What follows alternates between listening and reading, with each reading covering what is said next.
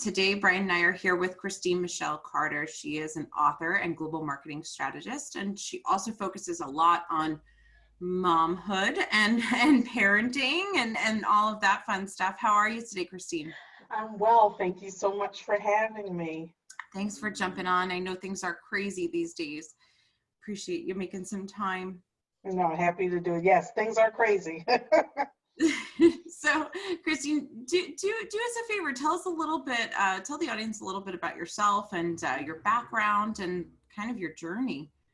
Sure. So I am Michel Carter. I am an author of 2 books, one for mothers called Mom AF, and the other one is a children's book called Can Mommy Go to Work? I also am a speaker and consultant. I advise brands on how to target millennial mom consumers and how to communicate authentically and legally with Generation Alpha. I also am the creator of Mompreneur Me, which is the nation's first free Mommy and Me professional development event. I'm pretty much passionate about all of my projects because they somehow always go back to my children, and I am definitely a millennial mom. I believe my children are the greatest in the world, like every other millennial mom. So very happy with the work that I do, and love everything besides the pandemic about what's going on right now for me. Yeah, puts a little damper in it, the pandemic, you know. Doesn't it? And that's how you end on a high, no? Yeah. So, Christine, actually, not that recently, but about a year or two ago, I wrote an article for, I don't know if it was Motherly or Working Mother, about why I hate being a millennial mom. Mm-hmm. I'm wondering, how do you feel about that? You know, years ago, I wrote an article for HuffPost that said, millennial, I think it was young moms, 3 things make you a horrible, like, millennial mom or something like that. But it was kind of poking fun at myself because a lot of the things I did, I feel like I said, like, my children are the greatest in the world and they can do so much and you have to watch their channel, even though it's them just watching TV kind of stuff. Mm-hmm. I was very big on helicopter parenting. So I wrote about the fact that, you know, that's what our generation does as well. And then I wrote a viral article for Forbes about Generation Alpha and their connection to their parents, and it is kind of just like the perfect storm, right? You know, it's millennials, so you know, just we think that there's so much that we can achieve and that nothing is impossible, which is probably why we're struggling with the virus right now and the fact that there's no cure. But it was basically about the millennials and their obsessive relationships with their children, who for right now, typically born 2010 and under, are only children. So it's just the perfect storm. You have one child and your parent is a millennial. So I poke fun at us too, trust me. So then, Brian, how is that different, you know, from your perspective? I mean, having 5 children and kind of having younger children. Yeah, I'm a Gen X, right? So we'll start with that. I'm Gen X. So my kids span millennials and alpha, right? Okay. I have actually, what does alpha start at now? Alpha 10. At 10? Yeah, basically 10 and under. So it was born after the year 2010. Okay, so I have pretty much 3 millennial children and 2 alpha children. Wow. I mean, what's interesting, I mean, I guess it depends on how you define it, because, like, you know, my older kids' technology was always there. It wasn't predominantly in their hands all the time, but it's definitely different with the younger ones.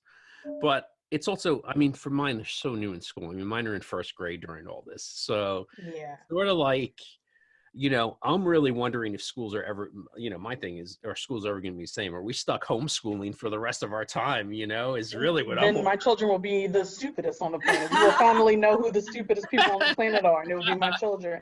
I had to completely give up. House, Christine. I had today, so they gave us the homework packets over the weekend, and I was like already in a place and feeling anxiety then. And I said, on Monday, I'll check it out and we'll start just fresh. And when I opened up all of those different virtual folders, and even the pre-K kid had virtual folders, I just had a meltdown and I said, we'll start Tuesday. So, Yeah.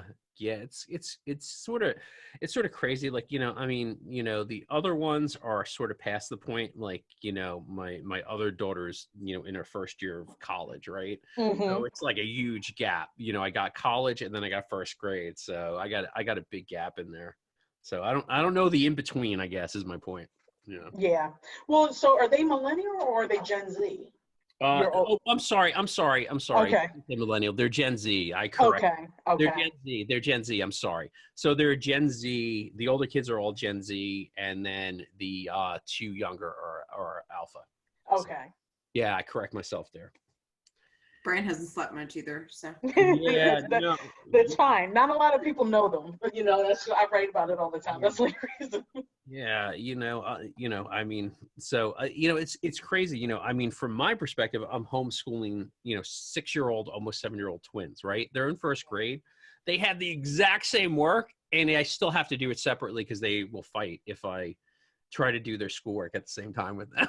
Oh my gosh. Right. They never make it easy for you. Yeah. Never. So, Christine, what's going on? What's new before this pandemic, right? Because I do want to talk a little bit about, I do want to touch on some advice for working, mom and dad, especially, anybody who's in that role right now. I do want to get there, but before this happened, what was going on with you? Everything was kind of going good, right? So what did you have going on there? What were you working on? So I was really working on expanding Mompreneur Me. So in 2015, we started in Baltimore. And then last year, we had McDonald's as a sponsor. We had Mom's Organic Market. We had Sur La Table, host of brands, 6 cities across the country, great network, great just database of moms who are excelling. And we were already ramped up to start the 2020 basically tour, as my kids call it. We go on tour. Mhm. And had a great partner. Can't mention the partner now because the contract is still in limbo because of the Mhm. pandemic, but they were going to offer free online courses for our moms, which was huge. And for us to have a free membership base or membership model, it was absolutely huge. But now that's pretty much in limbo. And of course, I had many speaking appearances at the Wing and a couple of other places that have fallen by the wayside. And I almost feel guilty for saying this because certainly the medical team that we have across the country are they're doing much greater work than I've ever done. And I've talked to teachers who are actually keeping kids in their homes because their students are homeless. So I have nothing to complain about losing a couple of speaking events and having to put the tour on hold. I am eternally grateful for everyone else whose jobs are more critical and they are treating them as such. Mhm. Mhm. Wow. That's okay. Sorry. That's amazing that teachers are taking in homeless students. I mean, Yeah. yeah, that's like here, it's crazy because, and just, where I am, teachers were actually disputing their contract because they weren't, Oh, you know, wow. they weren't contracted to teach online, which I thought was Wow. crazy, right? Like when, Wow. everyone's in need, like why would you dispute it? And it's just amazing to hear people, like you're saying, they're taking kids into their home. That's Yeah. great. That's what, it is to be a human being, in my opinion. I, I Like that. completely agree. Wow. So Michelle, amongst this group of women, right? So as you started off on this journey with Mompreneur Me, what is it that moms are really struggling with? I mean, I know what I'm struggling with, right? So Yeah. I mean, what are these moms, really up against? Hmm. What are you seeing out there?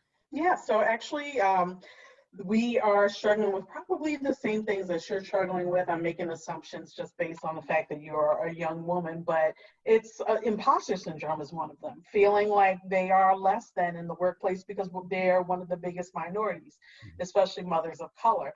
So they're already feeling like they have something to prove, and then on top of that, they feel the guilt of not being able to be sometimes a stay-at-home mom or not having the ability to, even when they are working remote because of a pandemic, they still have to focus on their careers over their Mhm. children, just to keep their job, because so many have lost their jobs. Mhm. So there's just this constant, I mean, that's no different from any parent. It's the constant going back and forth of, am I doing enough?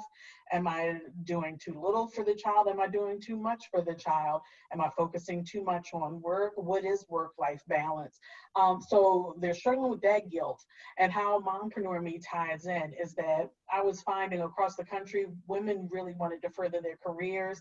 They might have had some, if not all of the core competencies to further their careers, but they felt extremely guilty for leaving their children. Yeah. So even when they were trying to do so for the improvement of the child's life, they could not leave their children. They felt guilty for doing it.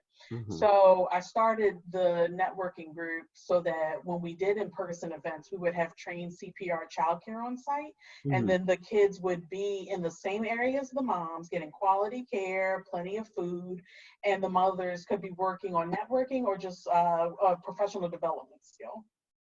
That's really It awesome. is. That's cool.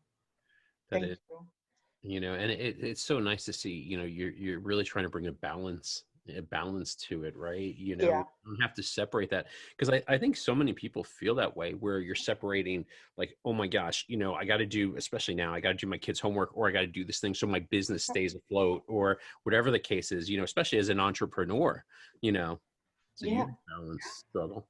I mean, Yep. that's for sure. I mean, you kind of hit the nail on the head for me. That's always, is it enough? Well, if I don't work, I don't. It's like a vicious cycle, There Right. is no life if I don't work, but I work, so I feel like I'm not, in life, So Right. it's kind of a really it is that balance. But I think you know, I think the worst thing for me personally, right? Because I've been home, I've been working home, and I think having this, not knowing when this is going to end and when we're going to Yeah. have that structure again, and Mhm. because summer, when you're in summer, I mean, it's going to end. He's going back to Yeah. school. So there's some relief there. There's some light there, and you can enjoy that time because it's not Right. permanent. Right. It's a lot more difficult now. And is there anything that you're doing right now that's kind of keeping the sanity at all? Eating a lot of Heath bars. I mean, I haven't been fabulously calm, but I have been understanding with the grocery stores and convenience stores. But I really almost like knocked over a kiosk when I went to a Walgreens and they didn't have any more Heath bars. I was like, I've been patient with y'all. Uh, But yeah, just gaining a lot of weight and eating a lot of comfort food and just relaxing. And I wrote a piece on LinkedIn about how this is triggering for me when I got divorced. mhm. And actually, for a lot of people, that's the challenge that they're having with the pandemic. Nicolette, to your point, is that people don't know when it's going to end. So those with anxiety are just definitely depressed, feeling it. Anxiety and depression go hand in hand, so it's both. But just the idea that we are out of control and can't control a situation is just like sending us through a tailspin, which is why I really want to allow myself to give myself as much time as I need to deal with the fact that I'm working through trauma. Mhm. I'm not a school teacher. I don't know what I'm doing. I do know what it is to work remote, and I am a great, remote employee. But I don't know what it's like to do that with two people fighting over video games and who killed who and where's the last Lunchable. And I don't know how to work through that, you know? Oh man, you must live in my house. Right, exactly. So I mean, that's how I'm coping. I have decided like this week to look at a schedule and try and adhere to that schedule, but Mhm. I've learned that there's uncertainty in the world and there's uncertainty in my life right now. I don't know if my children are going to do well working on a schedule that's subject based versus deadline based. I've got to allow myself to give myself the time to just learn this new normal and be comfortable with it initially. And I would say the same for everybody else. Hmm. So I mean, I know one of the things I did was, some days, like I know, Nicolette and I have a busy work day. Like sometimes I'll actually make them do their schoolwork Mm-hmm. the night before, like as if it was Mm-hmm. homework. Do you know what I mean? Just so Yeah. trying to just balance it so you don't, it's not overwhelming. Yeah. So let's talk about your book for a second. Okay. This book, can you tell us a little bit about it? Which book? The children's book Mom, or? Mom AF. Okay. Yes, So, about that. I love how I love how Nicolette smiles every time she says AF. and I usually say the full out and out title, and I just That's have to okay. watch. I figured I would keep it. I don't know. We curse all the time, but Okay, good. Whew.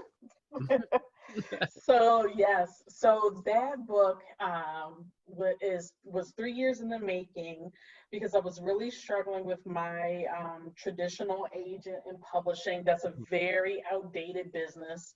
Mhm. Still pretty much older white male making the decision, and that's hard when you start to get into like cultural nuances Mhm. and trying to sell a book that is relevant to an audience he can't inherently understand sometimes. So the publishing industry, I just realized after like 3 years of submitting the book to publishing houses and hearing all these different kinds of all this feedback that would have made the book really diluted, I decided to go with an independent publisher right at the end of being about to publish this book on my own. But I went through her publishing house, and what she told me gave me so much hope and comfort for the book, because she was like, I'm an older mom, and had you watered this down or changed anything about it, it definitely wouldn't have read the same. I feel like you get me, and I feel confident and I feel understood. And that, anytime a woman tells me that, as long, and also the parts that she loved about the book or how funny it was and things like that, just that moment that women have with it is what I didn't want to lose through a Mhm. traditional publishing house. That's- so you mentioned also that you are a global marketing strategist. So let's talk about that for a second.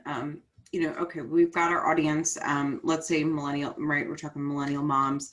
What makes them different? What are how do you kind of tweak that strategy when you're trying to target those moms? Geez, it's almost like what makes them similar. It's just such a different generation to market to, even as a general population, not even like a sub segment within them. Millennial moms are obsessed with their children. They are interested in the sustainability efforts of companies and are very concerned about sourcing practices, not necessarily for the betterment of the environment, but so our children can be the smartest and the bravest and the toughest and the strongest. And we want our children to be inclusive of others. We're constantly trying to introduce them to new foods. We hate the fact that even though we try to introduce them to new foods, that at the end of the day, they love Lunchables and Capri Suns and chicken DiGiorno nuggets. pizzas, and right, exactly, and chicken nuggets and French fries. Yeah. And we all deal with feeling like imposters,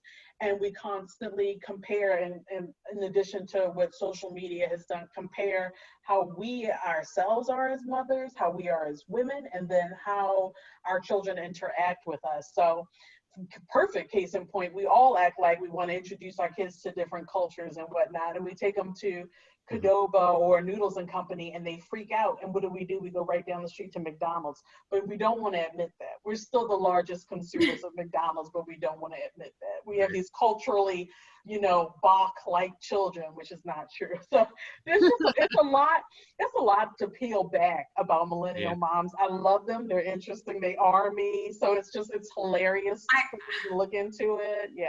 Tell you, I am not a millennial mom. I just am not. I think that was really where I was going with this whole thing when I really started. I feel like I was born in the wrong generation. I kind of just don't feel like I fit in this world. Yeah. Well, that's kind of millennial-esque too. There you go. Actually, to feel like you are different Right. than the cohort that is classic Oh, man. millennial. You I need love when millennials say that. I don't even feel like that. Well, there you go. you need like a hipster mustache, Nicolette. That's what you need. Exactly. Longer. Like I was born, or I don't even know who I am. I'm done with this. So I have a question. So, we talked a little bit about, being an employee and being an entrepreneur, right? Mhm. And so what are some of the biggest differences with everything going on now and balancing it where, because I think it is very different for people who are an employee because maybe there's security or there's not security, right? If they've lost their job or they haven't lost their job. Whereas with entrepreneurs, they're really looking at, wow, how am I maintaining my business? Or even independent contractors, right? How am I staying alive versus how is the company feeding me? Do you see a Right. big difference in that for people and how they deal with, And so in the early stage with fear kicking in, obviously there's no difference. I do think that folks right now who have their own companies are desperately trying to figure out how to pivot and offer something that is virtual and service based. I see myself giving advice for that quite a bit. So for example, if you're an event planner, you obviously can't do in-person events right now, but how can you pivot and switch to something that is virtual, customized, and personalized for different events that still delivers an amazing experience? And not a lot of people are going to be wanting to solve for that or can solve for that right now. So I think that the entrepreneurs who are able to pivot like that puts them ahead of the crowd. For those who are employed, quite honestly, they may not even know if they are going to have a job tomorrow. This is tanking our economy. Nobody knows when it's going to end. Nobody even wants to touch saying when it will end because it's so unprecedented. But it really depends on, the industry that they're in, their comfort. But it's pretty unfortunate too because we're all again trying to work from home during a crisis. There's already that anxiety, and then there's also with isolation sometimes there's this burnout that happens quicker because you don't know how fast the rest of your team is going or how they're performing. So I worry about those who are employees who are already uncertain about their jobs feeling that stress too, getting burned out sooner. So I mean, it's rough on both sides. I mean, this is not going well for anybody. This is truly a crisis. Yeah. So I mean, maybe this is the time for, I mean, if there's ever been a time, look, in the middle of the day, I walked outside and I kicked around a soccer ball because I was having a meltdown, and I think if there's ever been a time to take it easy on ourselves, now is the time. Exactly. Now is the time to take it easy on ourselves, and not rush the breakthrough, not try and predict what's the future going to be and half-ass predict it, because nobody's lived through this before. Yeah. Well, I know you've got to get going soon. So if there's tell us where we can find out more about you. Tell where people can get your book. Let us know. Yeah, where we can get your book. I want to read your book. Sure. So it's available on barnesandnoble.com and amazon.com, Mom AF. And then the children's book, Can Mommy Go to Work, is available at Amazon. You can find me at ChristineMichelCarter.com, and all my social handles are there too. Awesome. Thank you so much for squeezing us in today, Michelle. We really appreciate it. Christine, oh my God. It's okay. Christine, thank you. We appreciate it. I got it right. Thank I'm the one that screws up the names, Christine. So. No worries. It's over. We're done. It's a pleasure. Thank you guys so much.